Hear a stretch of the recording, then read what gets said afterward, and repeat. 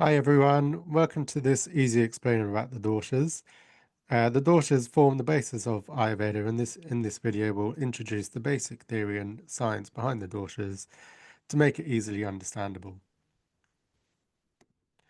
Just before we get going, to say that this video is provided for information purposes only to demonstrate and convey the wisdom and teachings of Ayurveda. None of this content presented is intended to diagnose, treat, or cure any disorder or disease. This is provided in order to expand one's own awareness and is not a substitute for medical advice. Please seek guidance from an appropriate health practitioner if you have a health concern. And so the doshas, what are they?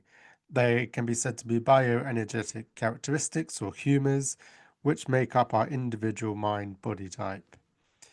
They are formed from pairs of base elements called Panch Mahabhutas, or five great elements, and namely these are ether, air, fire, water, and earth.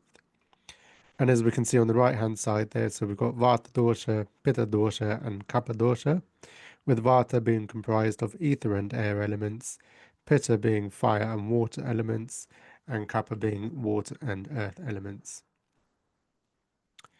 We need all three of these, Vata, Pitta, and Kapha, to exist in a human form, and so each of us have all three doshas in our makeup in varying proportions. An individual can have one dominant dosha, and so can be said to be a Vata type, Pitta type, or Kapha type person. It's also common to have two dominant doshas, and therefore a dual type of Vata Pitta, Pitta Kapha, or Vata Kapha can exist. A tridoshic type is also possible where all three doshas are equal, though this is an extremely rare occurrence. And the purpose of Ayurveda and its methods is not to achieve an equal balance of Vata, Pitta, Kapha, but to maintain balance of one's own true nature. So as we can see in this chart here, someone may be 50% Pitta, 40% Vata, and 10% Kapha. What we don't want to do is make this person 33% Pitta, 33% Vata, 33% Kapha, otherwise we're in for big trouble. What we do want to do is ensure that this individual is maintaining this balance of 50, 40, 10. And so some of this can still be a little bit abstract, and in order to understand the doshas better, Ayurveda provides a description of these attributes and the behaviors of the doshas. These are called the gunas, which are 10 pairs of opposite qualities, as we can see here. So we've got hot and cold, oily and dry, heavy and light, gross and subtle, dense and flowing, static and mobile, dull and sharp, soft and hard, smooth and rough, cloudy and clear. And it's important to say here, it's most of the time it's not a case of one or the other, it's somewhere in between. So these are a continuum of attributes rather than a binary choice. And so let's see how these attributes can help us describe the doshas, beginning with Vata dosha. Ayurveda ascribes these gunas to Vata dosha, so dry, light, cold, rough, sharp, mobile, subtle, hard, and clear. And so this may manifest in different ways. And so a Vata dominant person may experience things like dry skin and dry hair, can often be brittle hair as well, and brittle nails. They'll have cold extremities, so the hands and feet, and they do not tolerate cold or windy weather too easily. You know, Vata people are already tending towards the coldness and the dryness in the body, and when we add these extra things on top outside of the body, i.e. cold and windy weather, it's only going to exacerbate the Vata dosha for people. They'll tend to have a thin and slender body frame and can either be very short or very tall. They also have an unpredictable appetite, so Vata people can often be found snacking throughout the day on nuts and seeds and crisps and pieces of chocolate. The meals tend to be quite small, and they're just pecking at things like little birds, basically.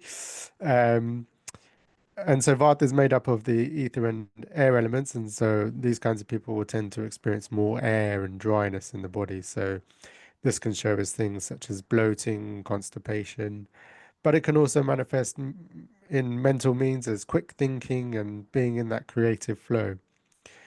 Too much of this air element can, however, create excessive thinking and concentration, and even obsessive behavior can tend towards into like things like paranoia as well.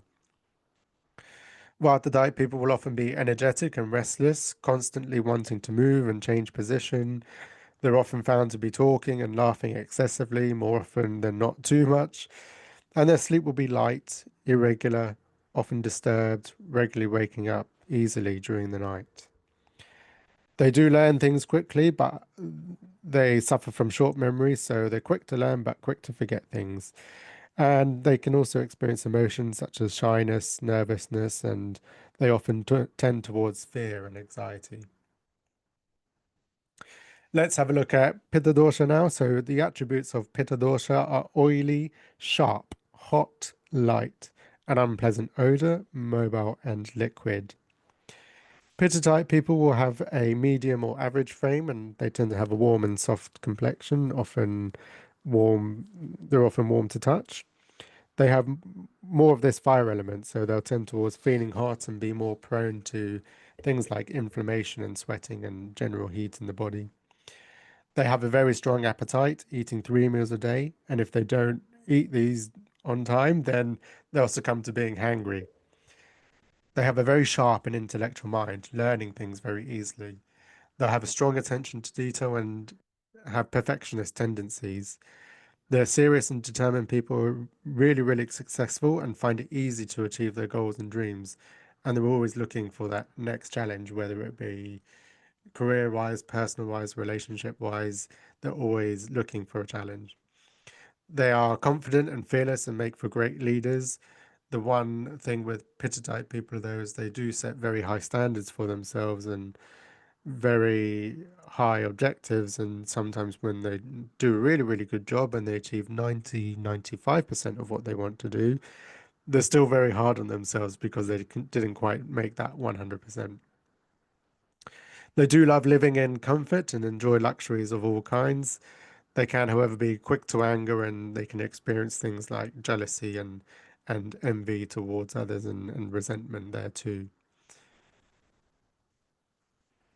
So let's have a look at Kapha dosha. So Kapha dosha is described as being cold, heavy or dense, oily, dull or slow, sticky, soft and firm, or static.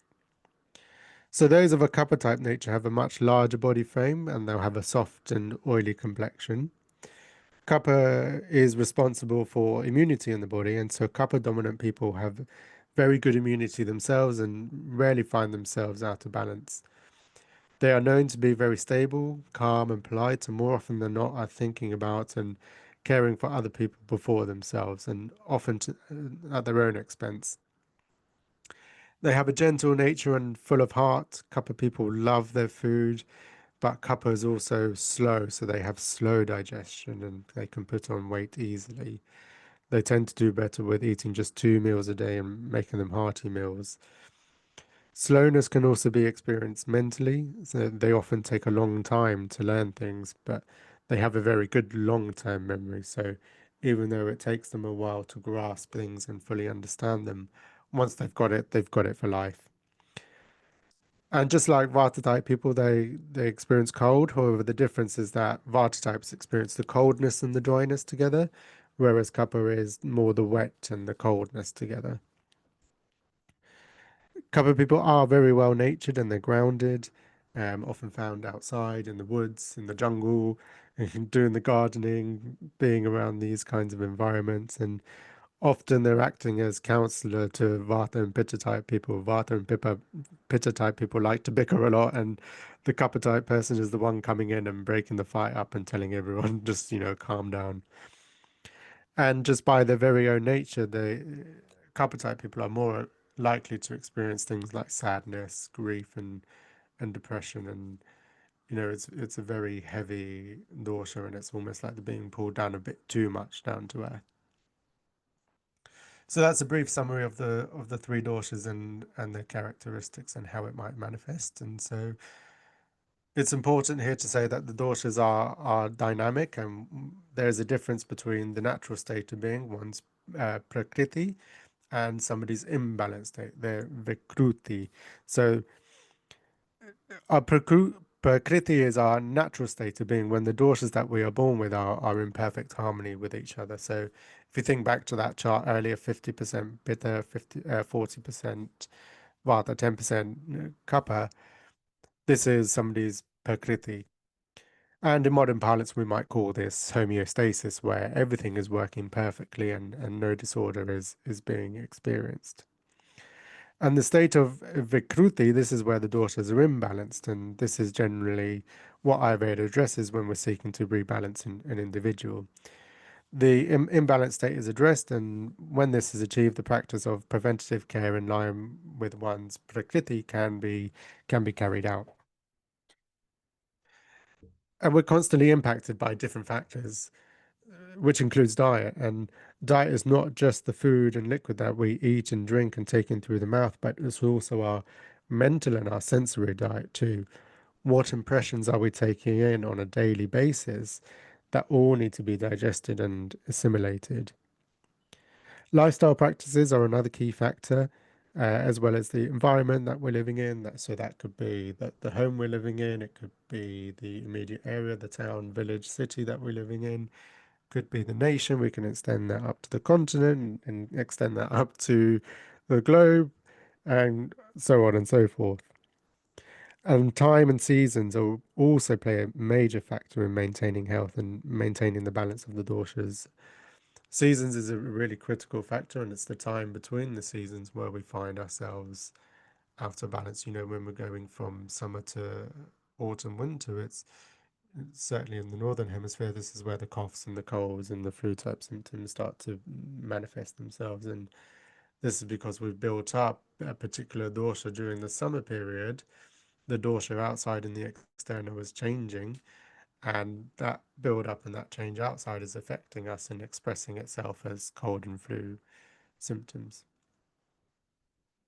So, what might an imbalance of each of the doshas look like in a little bit more detail?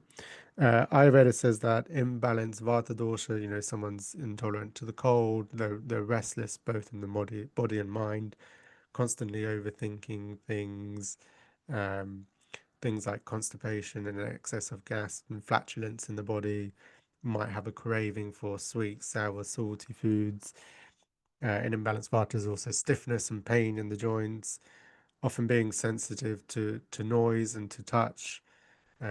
Hearing is linked with Vata dosha, and touch is also the same. And an imbalance of these is when we become sensitive to it, and also a lack of concentration and being unable to focus properly on the task in hand. Imbalanced pitta might look like a intolerance to heat, having burning sensations in the body, hot flushes, red skin, being sensitive to light. One of the sites of pitta is in the eyes, so being sensitive to light is affecting pitta dosha. Stools might be a little more loose than usual. An increase in sweating or foul odor or sweat smells, having various skin issues, acid reflux, being irritable, short-tempered, unreasonable to a lot of things. And an imbalanced kapha dosha might look like someone having very cold skin, a loss of appetite, gaining weight, feeling heavy and sluggish in the body, feeling very inactive and lethargic, like we don't really want to do anything, both physically and mentally. Kapha imbalance can also look like increased bodily secretions and a lack of drive, and also an increased attachment to things and not wanting to let go of things. So I hope you enjoyed this easy explainer about the doshas. Please subscribe, like, comment underneath this video. Let me know if you enjoyed this content and anything else that you'd like to hear from. Bye for now.